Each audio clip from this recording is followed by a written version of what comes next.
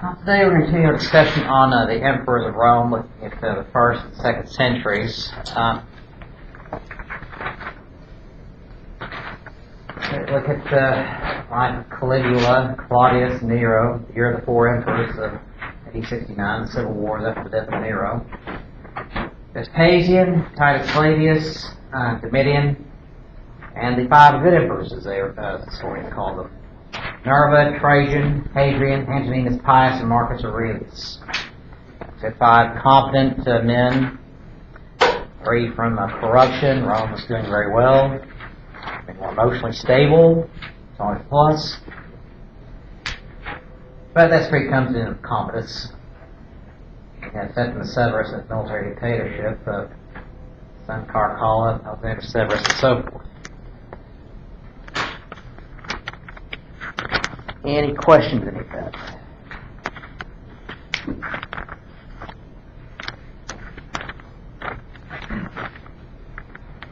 Alright, so it again.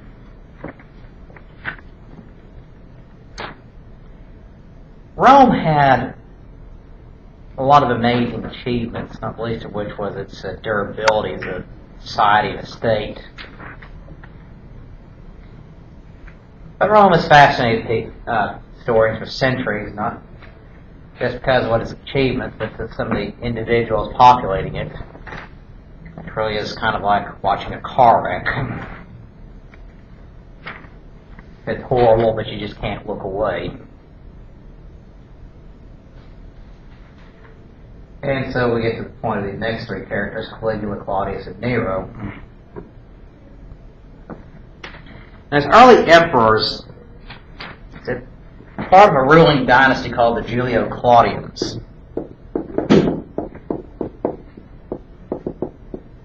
Essentially, they're all related to each other. In-laws, cousins, and so forth, all part of the same extended family. Starting with Julius Caesar.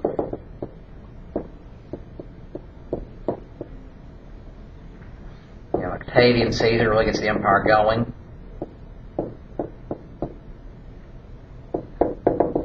Tiberius,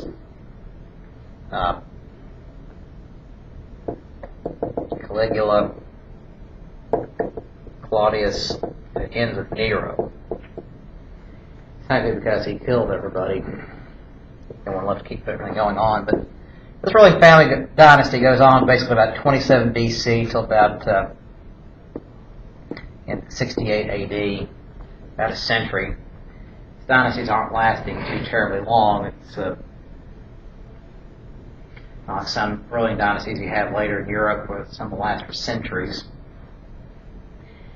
And it's not a straight line of succession like you'd see with these later ruling families. It's not the oldest son automatically gets the throne. It's not necessarily the case. In some cases, the oldest son doesn't live very long for one reason or another. Assassination, disease. Disease was running rampant. Medical care is very primitive, and that's got the other problem.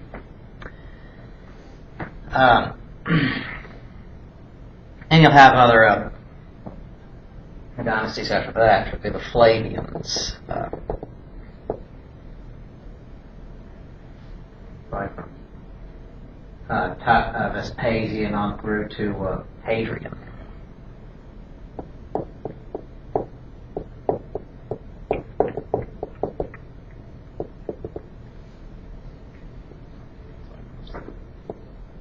AD 69 to AD 138. Again, not lasting too terribly long. But you'll have people of differing skills and abilities. But the whole problem is, though, you have a lot of these individuals giving in too willing to give in to their own excesses and own impulses. You have men with a lot of power and a lot of ambition, but not necessarily a lot of self-control. But in this position they're in, they're worshipped as gods, and their word is law. What constraints do they have on power? None.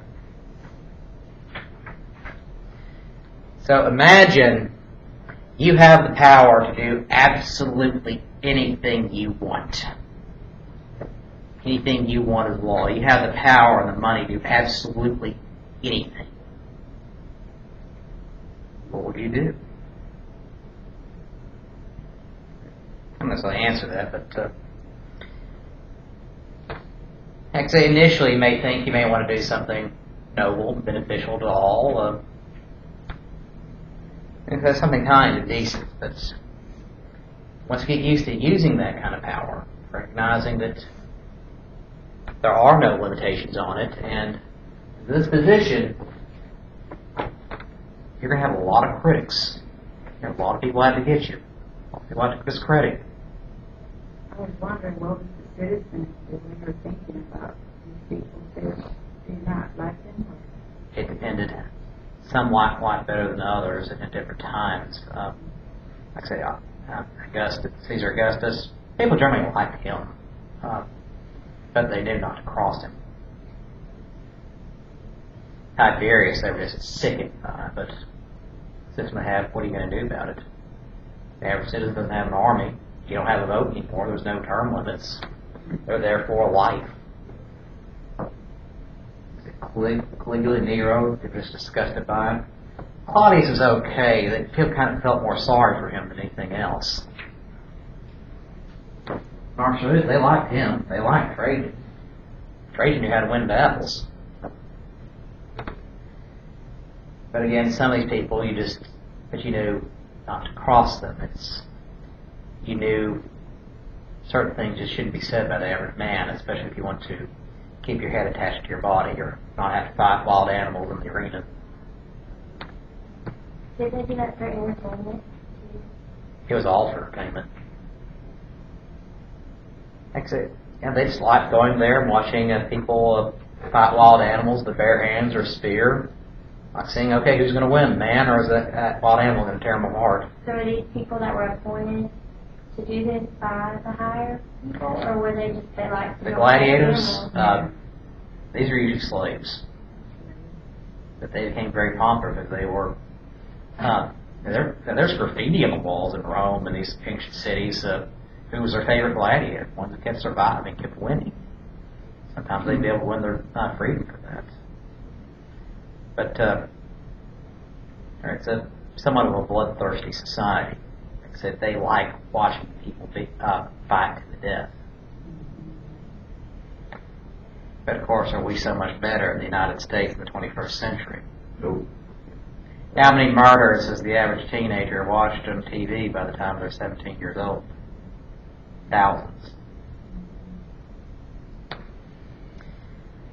Except ours is a little different. But, these men, they become emperor. They're usually adopted into the system, surviving cousin, nephew, whatever. And, or sometimes, basically, they're the last one standing. Or when the army, the influence, and the Senate and others say, okay, it's going to be him.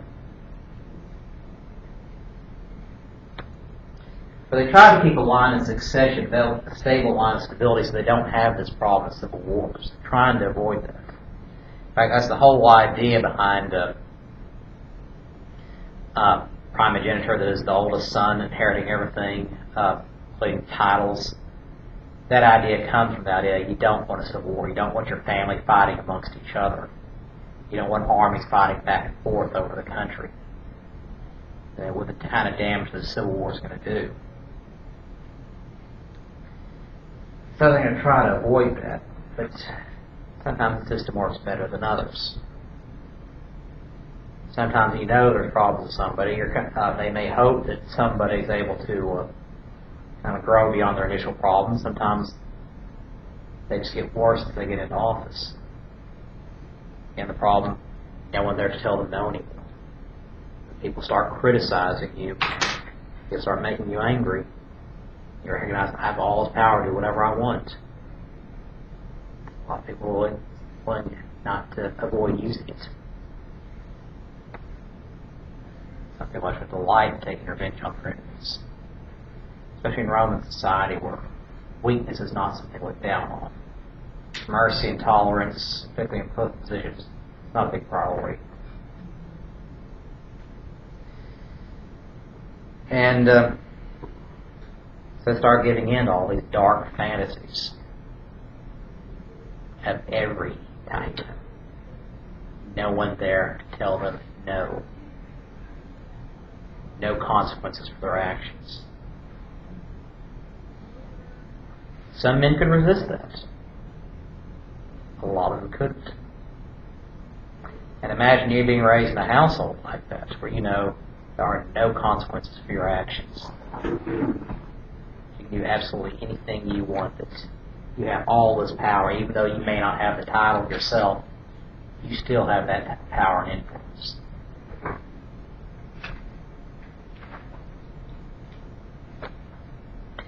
Actually, in psychological terms, there's some condition called narcissism. That is a condition where your mindset is predisposed to the idea that you are better than everyone else, to the point that you don't think the rules apply to you. Like I said, not so much just a mindset or passing fancy. It is basically it's ingrained. It's your first nature. Doesn't that mean megalomania? It is. Megalomania is an extreme version of it, but and basically think megalomaniacs, extreme narcissists.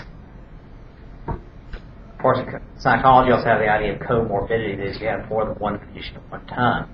That's the idea that the rules just don't apply to you. You can do whatever you want. You deserve all these great and wonderful things to happen to you. To the extent that everyone else around you is just means to an end, not a person with actually any real value. But a lot of people become psychotic. Like I say, they give in to all these dark fantasies they keep thinking about all the time.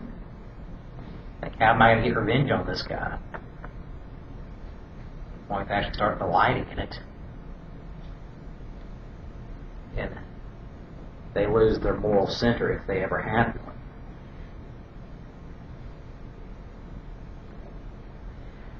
But, and that's a whole other issue. Yes, a lot of these men are mentally unstable. You see some of their biographies, just how bad it got for some people.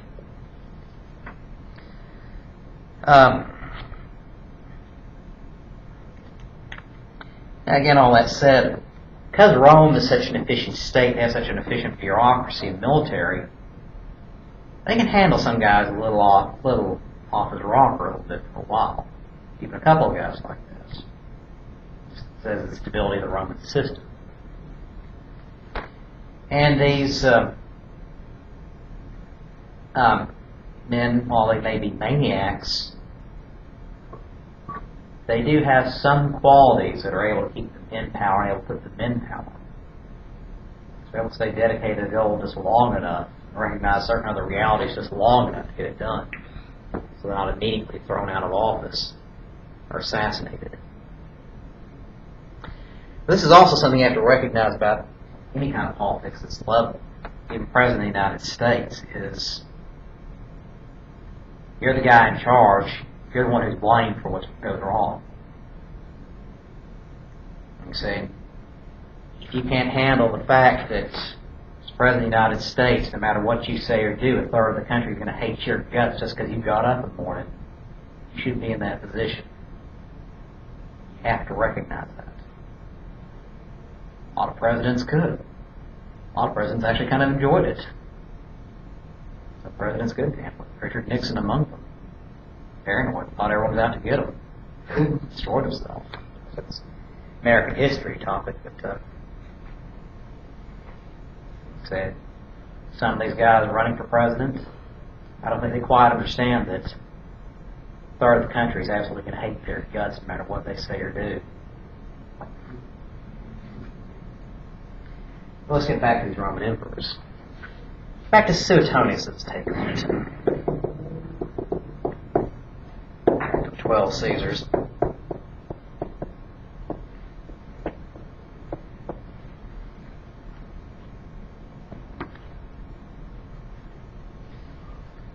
Well, Caligula comes to the throne. His given name actually was Gaius.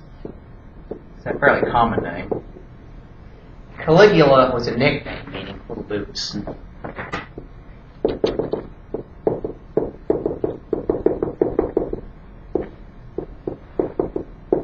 They say his father was a general in the Roman army.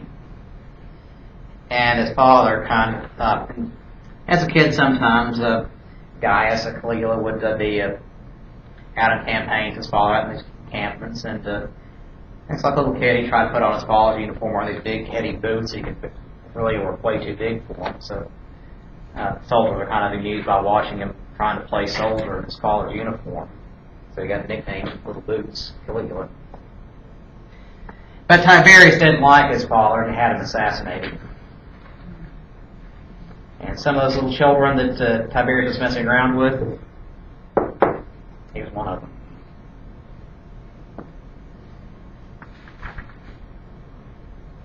So let's talk about just how messed up his life was.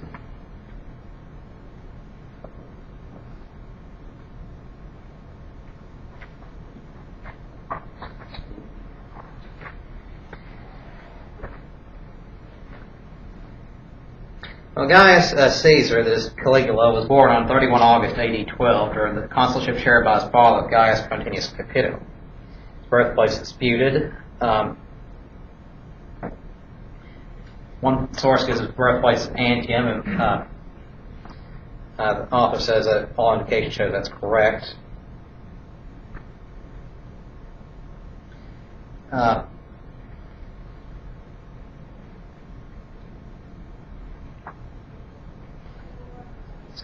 Here. Goes on to talk about some of the things he had done as emperor. And like I said, Suetonius is actually very even-handed here with his history. It says they weren't all bad, they weren't all good either. And something I have to recognize about human nature is not everyone is 100% bad, not everyone is 100% good. Fall somewhere in the middle. The best of us has some faults, the worst of us aren't all bad. But sometimes it's so heavily weighted in the direction of bad, it's just beyond redemption. This is what Suetonius says after talking about some of his different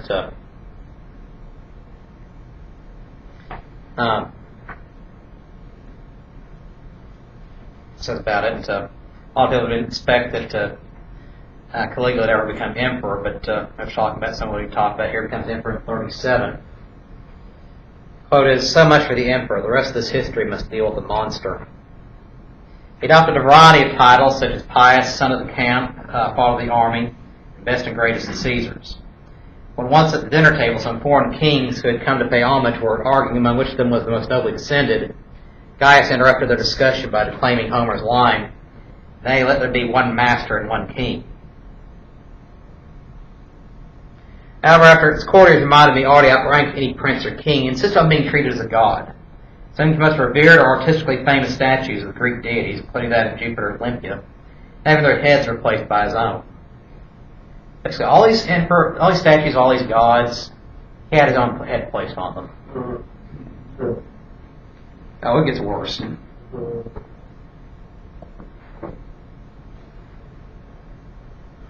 And so next, Gaius extended the palace as far as the Forum, converted the shrine of Castor and Pollux into its vestibule, and would often stand beside these divine brethren to be worshipped by all visitants, some of whom addressed him as Jupiter Lateralus, basically worshipping him as the king of the gods. He established a shrine to himself as God with priests, the costliest possible victims, and a life-size golden image, which was dressed every day in clothes identical to those which he happened to be wearing.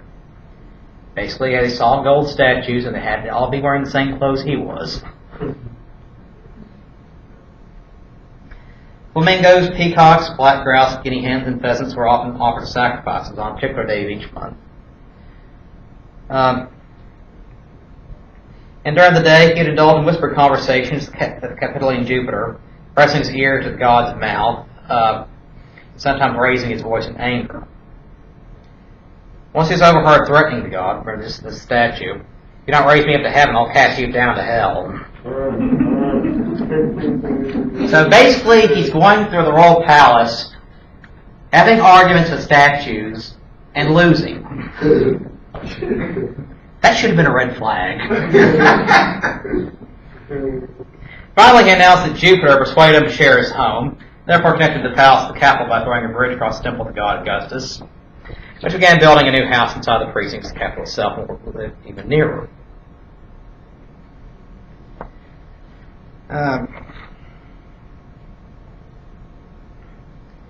Next day, during gladiatorial shows, you'd have the canopies removed the hottest time of the day and forbid anyone to leave, that all the shade would be taken away. Or take away the usual equipment, pit feeble old fighters against decrepit wild animals, or stage comic duels between respectable householders having to be physically disabled in some way or another. While the ones he closed down the granaries and let the people go hungry. The following instances illustrate his bloodthirstiness. Having collected wild animals for one of the shows, he found butcher's meat too expensive, decided to feed them with criminals instead. He paid no attention to the charge sheets, simply stood in the middle of the colonnade, glanced at every man between lined up forward and gave the order, kill every man between that bald head and that one over there.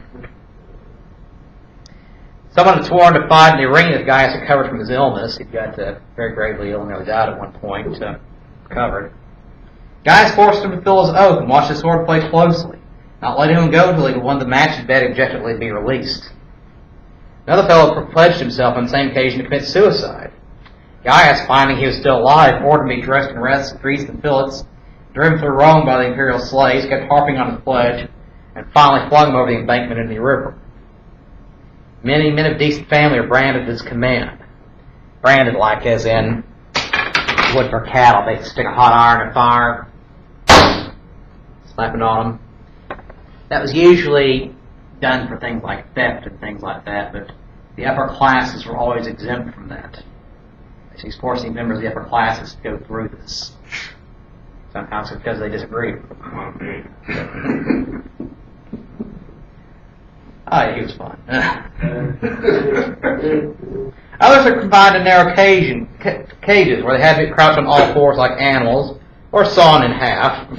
Not necessarily for major offenses, but merely for criticizing his shows or failing to swear by his genius. Kanye West. That's it.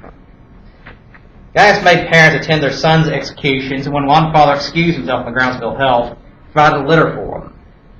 Having invited another father just after the son's execution, he overflowed with good fellowship and attempted to make him laugh and joke. And we got to watch his son die. Watched the man who was gladiatorial wild beast shows being flogged with chains for several days running, and killed only when the smell of superating brains came in support of him. The writer of telling farces, that is simply a comedian, was burned alive in the amphitheater because of a line that had amusing double entendre at Clegus' expense. One night, at the point of being thrown to the wild beast, shouted that he was innocent. Gaius brought him back, removed his tongue, then ordered the sentence to be carried out.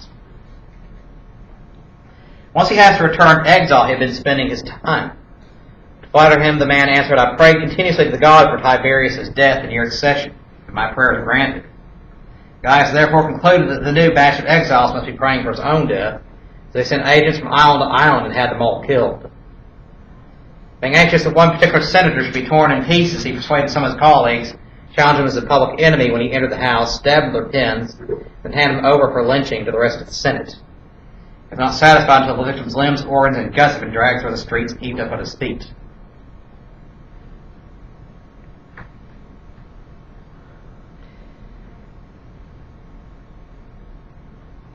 So, it gets even worse than that.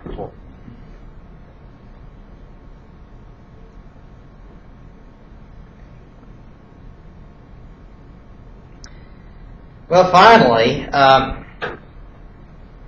the Praetorian Guard got tired of him. Basically, he's forcing the wives of prominent senators and aristocrats into prostitution while their husbands watch. At one point, he's named his horse as a consul. Did you not? It wasn't a special talking horse like Mr. Ed. It was a regular horse. Like I said, the people grew to hate him. No one could say anything. So the Praetorian Guard is very upset. At this point, he has a daughter and a wife. Many omens Gaius is approaching murder were reported. The statue of Olympian Jupiter he had being dismantled before removal from Rome's command. It burst into such a roar of laughter that the scaffolding collapsed and the workmen took to their heels. A man named Cassius appeared immediately afterwards, saying he had been ordered in a dream to sacrifice the bull to Jupiter. It's going into Roman mysticism here. Capua was struck by lightning on the Ides of March, which some interpret as portending another imperial death, as the famous murder had taken place on that day. On asking Sulla the soothsayer, that is the fortune teller for his horoscope, Gaius learned he must expect to die very soon. The oracle of fortune at Antium likewise warned him to beware of Cassius, whereupon, forgetting Chaerea's family name, he ordered the murder of Cassius Longius, governor of Asia at the time. The night before his assassination, he dreamed he was standing beside Jupiter's heavenly throne when God kicked him with a toe with his right foot, sent him tumbling down to earth. So, on January 24th then, just past midday, this is 41 AD, Gaius, seated in the theater, could not make up his mind whether to adjourn for lunch, still a little queasy after too heavy a banquet the previous night. However, his friends persuaded him to come out with them, a long-covered walk. He found some boys of noble family who had been summoned from Asia rehearsing the Trojan War dance, basically putting on a play of sorts. So after watching encouraged them, would have taken them back to the theater and held the performance at once, and the principal would not complain of a cold. There are two different versions of what happened or occurred. Some say that Chaerea came up behind Gaius, and he stood talking to the boys with the cry of "Take this," gave him a deep sword wound to the neck, gouging with the neck. Whereupon Cornelius, Sabinus' other colonel, stabbed him in the breast. They say stabbed at the time by his own guards. The other version makes Sabinus tell certain centurions implicated in the plot to clear the way of the crowd and ask Gaius for the day's watchword.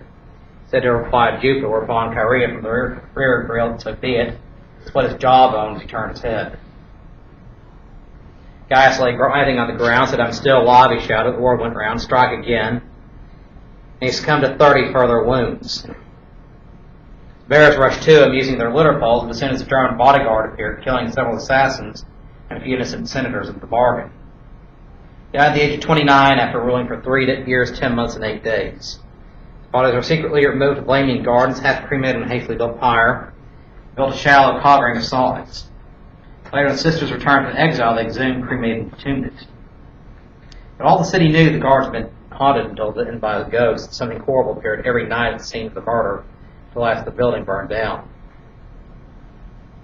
And his wife, Caesonia, was murdered by a centurion at the same time.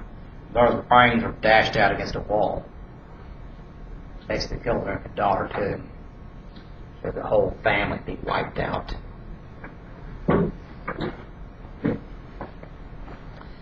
So that's Caligula. Now get to Claudius. Claudius, reasonably stable figure. Kind of a joke in the family. Wasn't the smartest one, wasn't most ambitious, was skilled militarily. Spoke with a stutter that they always made fun of. Didn't have a very nice family. Was a raging alcoholic. Most of the time drunk. Married several times. One of his wives, so notoriously unfaithful to him, supposedly had a contest with the most popular prostitute in Rome. The emperor's wife won.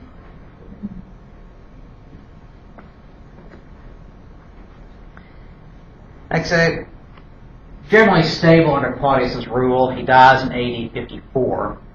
Some people suggesting he was poisoned at a very sudden, surprising death. But people kind of liked him. He wasn't a mass murderer. Actually, somebody could reason with.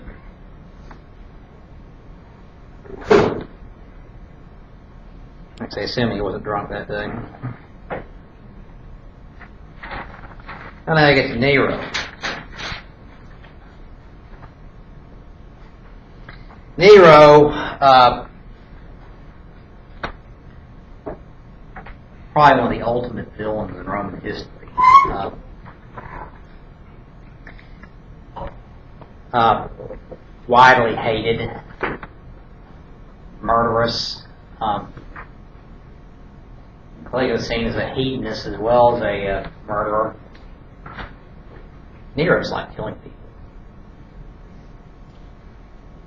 A story about him as a teenager going across him and his friends going across Rome, robbing people, beating them, and viciously assaulting people, but because it's part of the royal family, he could get away with it. The first widespread persecution of Christians takes place under Nero. Basically, he found a new target, new group of people to blame for all their problems. He said Christians, because Christians would not worship him as a god. Christians only had one god, Nero wasn't it. So in 66 AD, there's the Great Fire of Rome. Most of the city goes up. It's wooden. Most buildings are wooden, very tight spaces. Remember,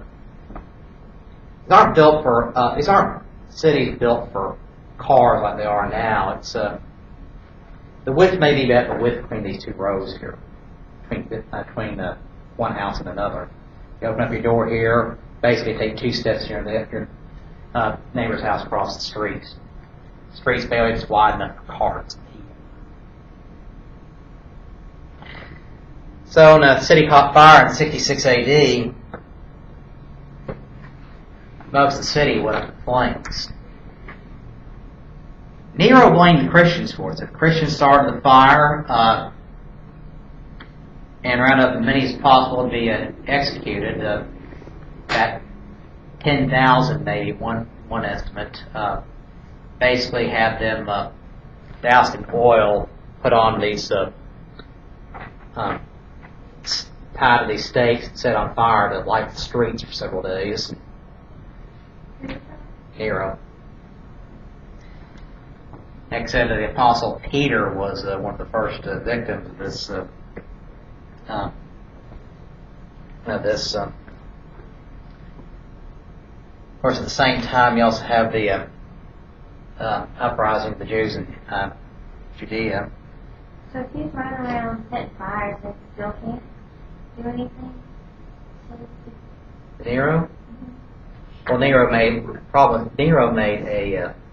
had declared them all to be outlawed, and his word is law. They don't like him, but there's all they can do. So he wouldn't have done that, they could do something about it? Could they have done something about it? Think about this position. Remember, absolute power. There's no way to get them out of office. So no one was ever brave enough to just assassinate them? You gotta remember, like with the assassination of Caligula and others, assassination is a suicide mission. They come back and your Yeah. family. If you fail, they come back to you and your family. Mm-hmm. And you live in societies like this, something kind of bizarre happens is essentially you learn not to speak your opinion. You learn to excuse the corruption, just ignore it, just pretend it's not there. You do that as a survival mechanism. Essentially, the most corrupt are the ones who survive the best because they know how to play the system. They're the ones who are most willing to lie. And of integrity, are the ones taken out first. St. Peter among them. So don't be a hero. Next say, you have to know what the price is if you fail. He was just talking about it. But even if you succeed, aren't you dead all the same? So already like his followers will come after you anyway? They might anyway. It's a chance you have to take. So they're just trying to stay out of the way, trying to survive. And you have to keep one thing in mind also about why do dictatorships exist around the world? Why are men like this able to survive for so long? There are a lot of people who had a vested interest in the system as it existed. They may be terrified for their lives, but they're making a lot of money. They're making a very comfortable life. They can just go off in the countryside and kind of forget about everything for a while. They have the emperor's ear for a while, as long as they don't get too close. And under this system, their word is law. Understand, the Roman upper classes, the Roman aristocrats, those who were close to the emperor, they're not Christians. Not in 66 AD. If you are a Christian, that is a capital offense. They will execute you. They will torture you, then cut your head off. Or probably crucify you. There's a Roman senator in the late 1st century found out to be a Christian. Because he's so popular and so liked, they didn't torture him before they beheaded him. Went straight to execution. But Christians were the target. Because they refused to participate in Roman society. It's still a civically oriented society. You're not participating because, and the Christians won't, because you have to worship the emperor as a god to participate. Christians won't do that. Christians aren't involved. So they're met with a lot of suspicion. You're not worshiping the emperor as a god, you're basically the same category as a traitor. But because life basically is very short, very painful, Christians are willing to take this risk, looking forward to the kingdom after this one. But here's the thing about the Great Fire. Nero blames Christians on it. Evidence indicates he was probably the one who said it. Because the worst hit neighborhoods in Rome, afterward, Nero had cleared out and built a new palace right in the middle of it. You may have heard Nero fiddled while Rome burned. Nero didn't play the fiddle. He basically just sat there and watched recited poetry. But he loved to sing. But he wasn't any good at it. I'll get to that story too. Nero's so bad and so vain that he changed the name of the city of Rome to Hierapolis, naming it after himself. Except the persecution of Christians is so widespread that a lot of theologians think that the Beast of Revelation may have been a reference to Nero. A lot of Christians at that time thought it was the end times. It was so bad that somebody was dying so horribly. Film number 666, symbol of the beast.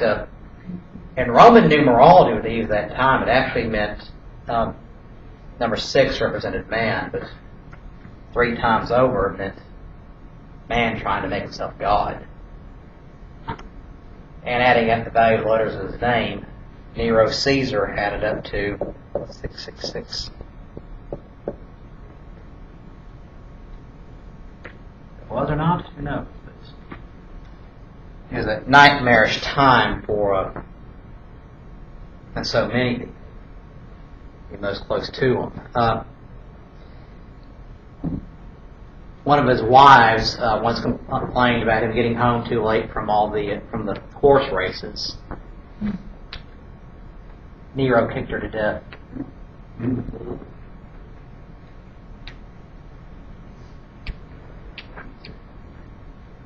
Not someone people like much.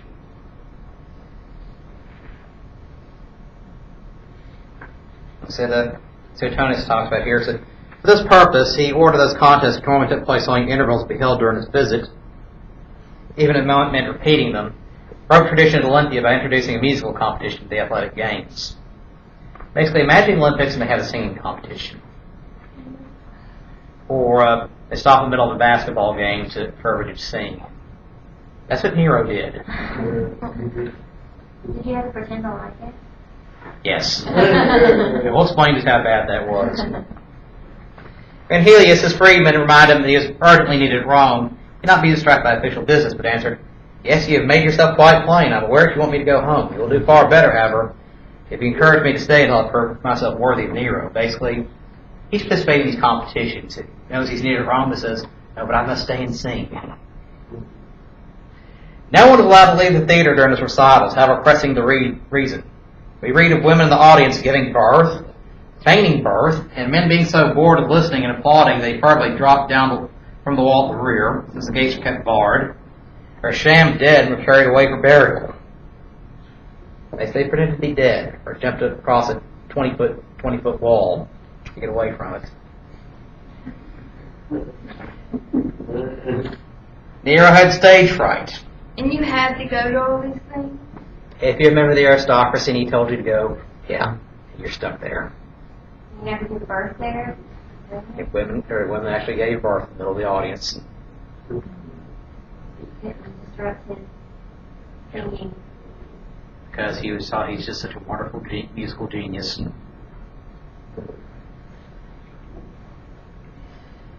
Well, his stage fright, general nervousness when he took part in the competitions, his jealousy of rivals, and as all the judges could scarcely be believed. They usually gracious and charming to other competitors, whom he treated as equals. He abused them behind their backs, and sometimes insulted them to their faces. And if any of them were particularly good singers, he would bribe them not to do themselves justice.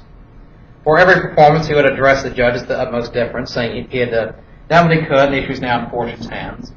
Since they were men of judgment and experience, they had known how to eliminate the factor of chance.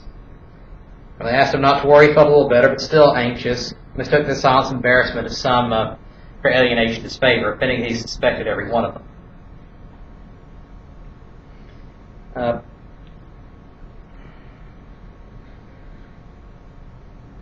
Continuing bad singing, really bad. So did he always win the competition? Oh yeah, amazingly, he won. He was so surprised.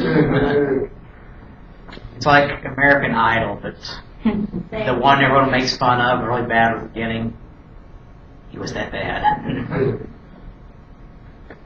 And that's the most charming part of him. Claudius was the first victim of his murderous career that his predecessor, assuming he was poisoned. Because though Nero may not have been particularly actually responsible for poisoning his adoptive father, he knew all about it. And as later admitted by appreciably quoting a Greek proverb, which he called mushrooms, by which Claudius supposedly meant his death, the food of the gods, this utmost consult Claudius's memory, accusing him either of stupidity or cruelty. His favorite joke of his that Claudius could no longer play the fool on earth, lengthening the initial syllable of Ferrari to linger on, so it meant to play the fool. Nero annulled many Claudius's decrees and edicts on the ground he had been a doddering old idiot. Closed the place where he had been cremated with nothing better than a low rubble wall. Tried to poison Britannicus, basically his cousin, being not merely jealous of his voice, which was far more musical than his own, but afraid that the common people might be less attached to Claudius's adopted son than to his real one. The drug came from an expert poisoner named Locusto, and when his action was not so rapid as he expected, the effect was violently laxative that he called for her, claiming he'd given him medicine instead of poison, and flogged her with his own hands. Basically, he had a poisoner on staff. Poison didn't work well enough, he beat her. Locusto explained that she had reduced the dose to make the crime less obvious. Nero replied, "So you think I'm afraid of the Julian law?" He said then he led Locusto into his bedroom and stood over while she concocted the fastest working poison she knew. This she administered to a kid, baby goat. When it took 5 hours to die, he made her boil it down through again and again. Once he tried on a pig, which died on the spot. At night at dinner, which remained, poured into Britannicus' cup. Britannicus dropped dead at the very first taste, but Nero lyingly assured the guest that the poor boy had long been subject to these epileptic seizures. Basically, just sat there while bodies at the table while eating dinner. Britannicus was buried hastily and without ceremony on the following day during a heavy shower of rain, and Nero rewarded Locusto for her services with a free pardon in extensive country states, and actually supplied her with students.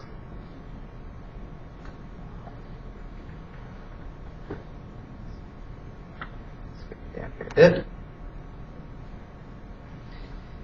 basically says there was no member of his family which Nero did not violently abuse. Murdered his mother, proceeded to murder his aunt.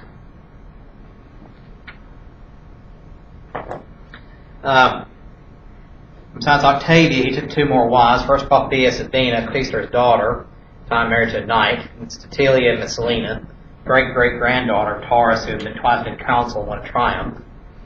Basically a military hero. Did he kill his own children? Didn't have any. Okay, he probably would have. He would have, eventually. During Natalia is obliged to murder her husband, Atticus Festinus, a consul. Life of Octavia soon bored him, and when his friends criticized his treatment of her, he retorted, "This being an emperor's wife ought to really be enough to make her happy."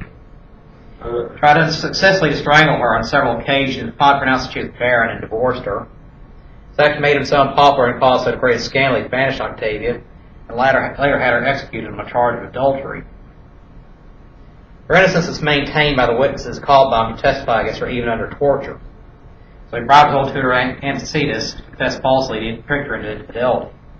Though he doted on Poppaea, they married 12 days after this divorce, kicked her to death while she was pregnant and ill because she complained that he'd come home late for races. So Poppaea had borne him a daughter, Claudia Augusta, who died in infancy. Supposedly accidental. Those infant mortality rates were very high, but we really don't know. There was no family relationship with Nero to not criminally abuse. When Claudius' daughter Antonia refused to take Poppaea's place as his wife, he had her executed on charge of attempted rebellion. He destroyed every other member of his family, including relatives, by marrying in the same way. He committed an indecent assault on young Aulus Plautius and then put him to death, remarking, "Now mother may come and kiss my successor." He explained that Agrippina had been in love with Aulus and induced him to make bid for the throne. He was also his stepson, Rufrius Crispinus, Poppaea's child by her former husband. He had the boys on slaves drown him on a fishing expedition, simply because he was said to fight at being a general and an emperor, this little kid. Banished Tuscus, the son of his foster mother, now prefect of Egypt, for daring to use the baths which he had built in preparation for the imperial visit to Alexandria. When his tutor Seneca repeatedly asked leave to retire and offered to surrender all his estates, Nero swore most solemnly that Seneca had no cause to suspect him, since he had rather die than harm him, but it drove Seneca to commit suicide nevertheless. Nero was no less cruel to strangers and to members of his family. Comment publicly exposed to be herald the death of some person of standing importance appeared several months and nights running. His astrologer Balbillus observed that monarchs usually avoid importance of this kind by executing the most prominent subjects, and thus directing the wrath of heaven elsewhere. Nero resolved on a wholesale massacre of the nobility. What fortified him in this decision, and seemed to justify it, they discovered 2 plots against his life. The earlier, more important one of the 2 was Piso's conspiracy in Rome. The other, directed at Beneventum, had been headed by Benicius. They were brought up for trial. The conspirators were loaded in 3 sets of chains. Some, all admitting their guilt, made it seem like a favor when they claimed that by destroying a man so thoroughly steeped in evil as Nero, they had been doing the greatest service possible to him. All the children of the condemned men were banished from Rome and then starved to death or poisoned.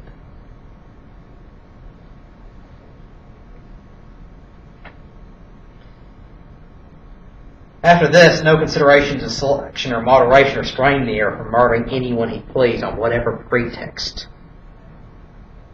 Here are a few instances only. Sulpidinius Orfitus was charged with leasing 3 shops, which formed part of his house, closed to the forum.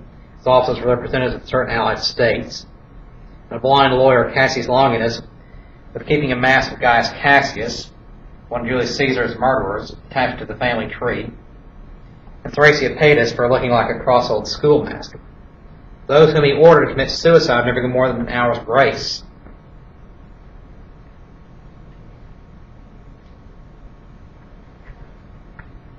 Get his death here. So basically, by 68, an uprising was reported, and Nero suspects they're all out to get him. Wonder where he got that idea from. The implications of auspices of omens old and new in his own dreams began to terrify Nero. In the past, he had never known what it was to dream, but after killing his mother, he dreamed he was steering his ship and someone tore the tiller from his hands. Next, his wife Octavia pulled him down into the thick darkness. Hordes of winged ants swarmed over him. Then the statues of the nations, which had been dedicated to the Theatre of Pompey, began to hem him in and prevent him from getting away. While his favorite Asturian horse turned into an ape, all except the head, which whinnied in tune. On the 1st of January, this is 68 AD, the household gods, which had just been decorated, tumbled to the ground during preparations for the New Year's sacrifice. As Nero was taking the auspices, Porus gave him a ring engraved with an omen. And a great crowd gathered to pay their annual vows to Nero, but the keys of the capital were mislaid. And when a dispatch beginning the news that other armies too had revolted was brought to him at dinner, he tore it up, pushed it over a table, and sent smashing to the ground 2 of his Homeric drinking cups. So called because they're engraved the scenes from Homer. Basically, His fine fancy dinnerware, he has basically these cartoon characters on them. Next is Batman drinking glass. Well, he made Locusta give him some poison, which he put in a golden box, and crossed to the civilian guard. He tried to persuade the guards officers to flee with him. His most faithful freedmen had gone ahead to equip the fleet to Ostia. Some answered evasively, others flatly refused. One even shouted the Virgilian tag from the line of Virgil. Is it so terrible a thing to die?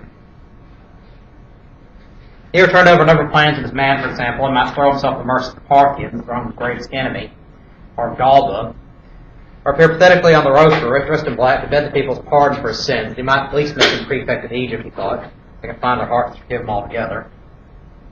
Speech to this effect was later found among the papers of his desk, and the usual view is that only fear of being torn to pieces for reaching the forum would prevent him from delivering it. He suspended his deliberations till the following day, and woke at midnight to find his bodyguard disturb him. He leaped out of bed and summoned his friends. When they did not appear, he went to the few members of his staff to their rooms. But all the doors were closed, and nobody answered. He returned to his room, but by now even the caretaker had absconded with the bed linen and the box of poison. Much job as Spiculus the gladiator or any of the trained executioner put an end to him. No one came.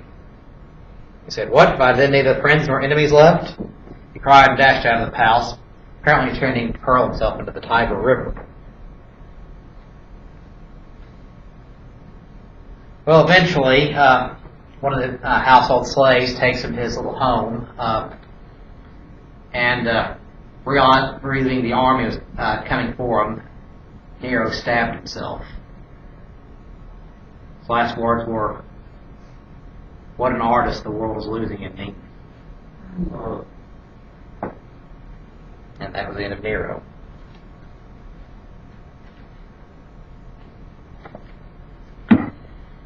He said, not exactly a man firing on all cylinders. People finally had enough of these, the people got tired of it. So he committed suicide. But since every one of his family is basically dead, Julia Claudian is basically gone, you have a fight over who's going to be the emperor now. So you have four main contenders with throne fighting each other. Basically a year of civil war. Something called the Year of the Four Emperors. Each one briefly claimed the throne.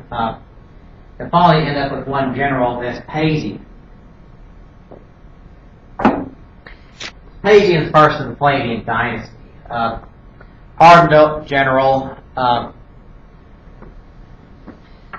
I said, very strict disciplinarian, but he brought some stability back to Rome. He had no problem going out and executing his enemies, but at least there are no civil wars under his reign. So he ruled for about 10 years. He had two sons, Titus Flavius and Domitian, both of whom are going to be emperor. Titus, though, there's some real concerns about him at first.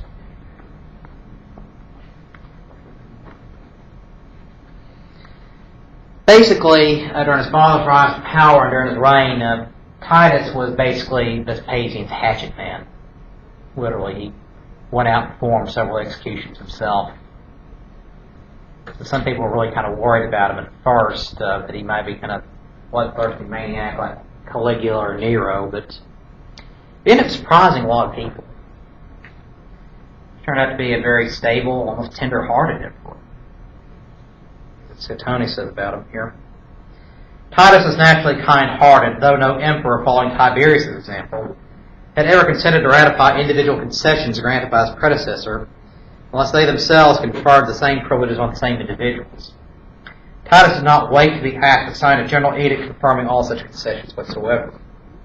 He also had a rule never to dismiss any petitioner without leaving him some hope that his request would be favorably considered. Even warned by his staff how possibly we would make good on such promises, Titus maintained that no one ought to go away disappointed from an audience with the emperor.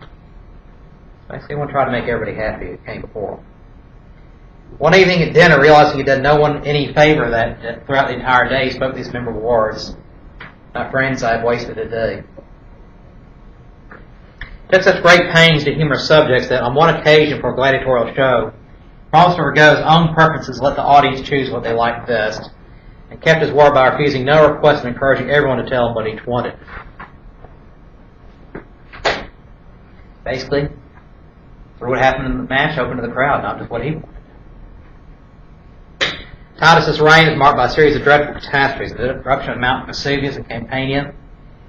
Mount Vesuvius, the little city of Pompeii, which was a thriving port city, is buried in ash, entirely destroyed after several days of Mount Vesuvius erupting. It was a horrible disaster for Rome. Archaeologists this day are excavating the remains of Pompeii and basically see the people basically perfectly preserved where they died on the spot. It said fire burned. Rome was burned for 3 days and nights, one of the worst outbreaks of plague that has ever been known. But throughout this assortment of disasters, he showed far more than the emperor's concern. It resembled the deep love of the father for his children, which conveyed not only a series of comforting edicts, but by helping the victims of the utmost extent of his purse.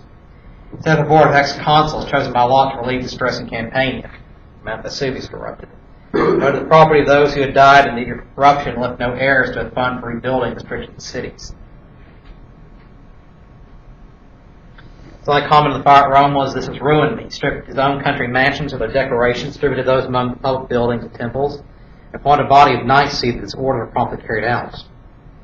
Titus intended to cure the plague and limit the ravages by every imaginable means, human as well as divine, during all sorts of sacrifices as well as medical remedies.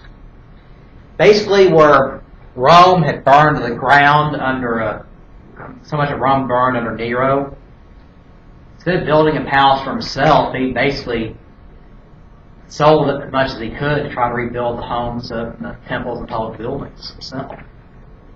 Complete opposite. Doing what he can to help relieve a plague, or relieve victims of an eruption, so just leaving them to rot.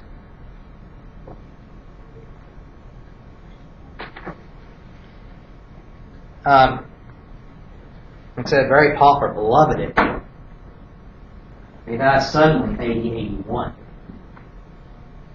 Titus died at age 41 in the same country house where Vespasian had also died.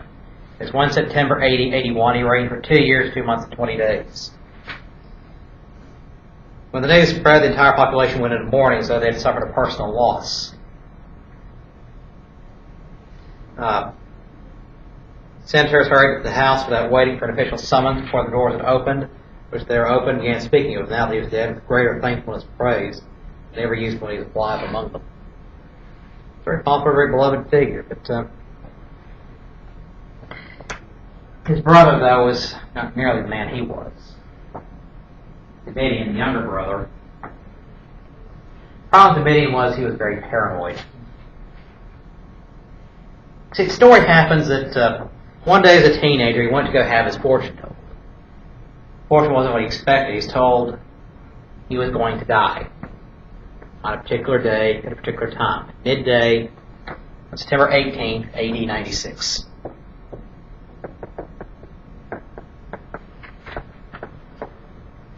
So that day, midday.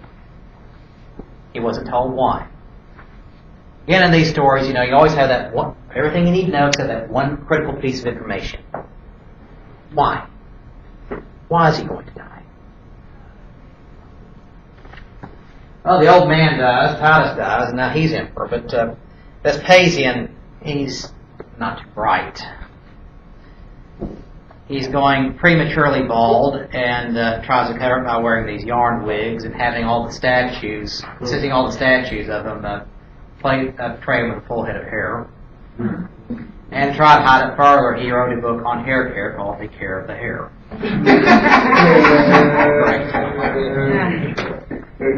Except hardly the poems of Virgil.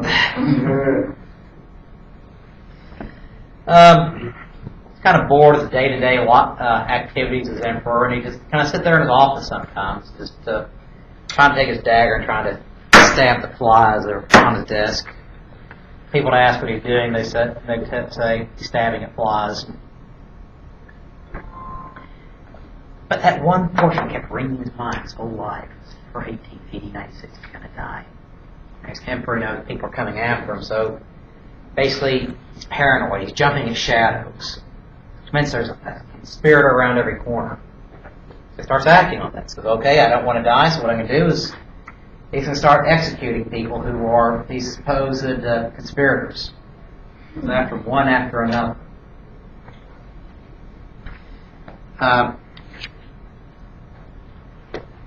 Most cases, he has no evidence at all. Suspects they're going to try to get him, so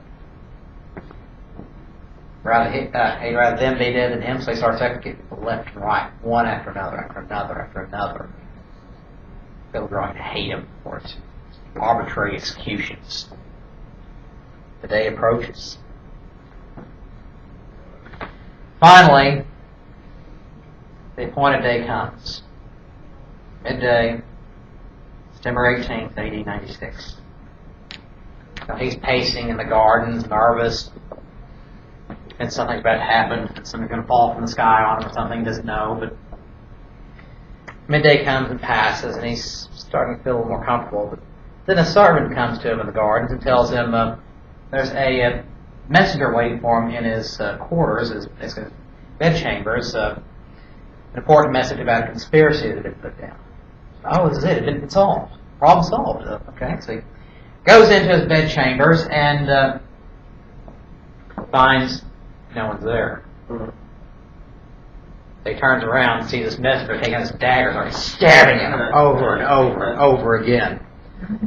It's pains. Then he tries to fight back as best he could. He stumbles back and tries to grab the dagger under his bed, but the blade had been removed. Sweet karma. Yeah. Oh yeah, karma. It works. And the guy keeps stabbing at him over and over again until Domitian falls dead. September 18th, AD 96. Like I said, he died on the day predicted, but they weren't quite realizing why, because he alienated everyone around him. Well, let's see how the end of Domitian. They're trying to figure out who's going to be a good successor to him, so they sought him as father-in-law. Nerva, 63, a senator, many other things, well-liked. And he comes to the first they call the Five Good Emperors. That's what historians call them.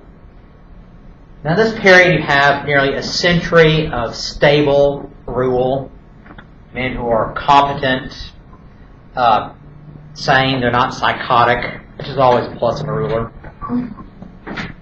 They're not corrupt. Rome is at peace. Rome is reaching the absolute height of its power and influence in this time period, going into the 2nd century.